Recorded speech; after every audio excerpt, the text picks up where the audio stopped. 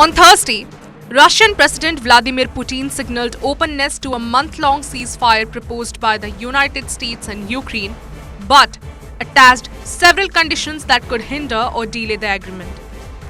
The ceasefire, discussed in recent US-Ukraine talks in Saudi Arabia, aims to temporarily halt hostilities in the Russia-Ukraine war, now in its third year after Putin's 2022 invasion.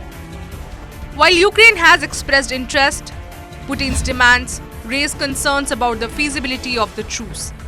Putin proposed restrictions on Ukraine's ability to mobilize troops or import weapons, which could disadvantage Kyiv if fighting resumes. Ukrainian President Volodymyr Zelensky quickly criticized the conditions, arguing that they made a ceasefire unlikely. Putin's comments came before his meeting with Steve Witkoff, US President Donald Trump's Middle East envoy, to discuss the ceasefire proposal.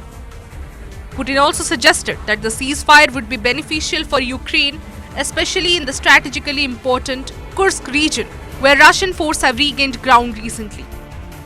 He insisted that Ukrainian troops remaining in Kursk should surrender rather than withdraw peacefully. Russian forces have reclaimed much of the territory Ukraine seized last summer, including the key town of Sudzha, though Ukraine has not confirmed its retreat.